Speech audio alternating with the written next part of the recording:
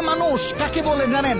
যে তার নিজের কলিজা ছেঁড়া কষ্ট ভাতের লোকমার সাথে প্রতিনিয়ত গিলে খায়, তাকে ছেলে মানুষ বলে। একটা ছেলে যখন বড় হয় সে তার নিজের বাবাকে গিয়ে এই কথাটা বলতে পারে না, বাবা আমি প্রচুর পরিমাণে ডিপ্রেশনে আছি, আমি অনেক সমস্যার ভিতরে আছি, আমার একটু তোমার সাপোর্টটা দরকার, কারণ তোমার ছেলের তুমি ছাড়া এত আপন তো আর কেউ নাই। বাবা তোমার ছেলের মাথায় একটু হাত বুলিয়ে দাও, সামান্য সময়ের জন্য হলেও তোমার ছেলেকে একটু বুকে টেনে নাও। তুমি যদি একটু আমাকে তোমার বুকে টেনে নাও তাহলে আমার কষ্ট অনেকটা কমে যাবে। ছেলেরা এই কথাগুলো কখনোই তাদের বাবাকে গিয়ে বলতে পারে না। ছেলেরা কখনো নিজের মাকে জড়িয়ে ধরে কান্না করতে পারে না, because people say boys don't Cry. ছেলেদের মুখে কান্না মানায় না, এ কারণে ছেলেরা নিজে কষ্টে পড়লে কাউকে একটু কান্না করেও বলতে পারে না। খুব খেয়াল করে দেখবেন, একটা ছেলে খাবার খাওয়ার আগে যে কখনো প্লেটটা ধুয়ে খাবার খায় নাই, এই ছেলেটাও নিজের সবটা দিয়ে চেষ্টা করে নিজের ফ্যামিলি, নিজের প্রিয় মানুষটার মুখে হাসি ফোটানোর জন্য। অনেক ছেলে দেশে পরিশ্রম করে, অনেক ছেলে প্রবাসে বছরের পর বছর নিজের ফ্যামিলি, নিজের প্রিয় মানুষের মুখে হাসি ফোটানোর জন্য পড়ে থাকে।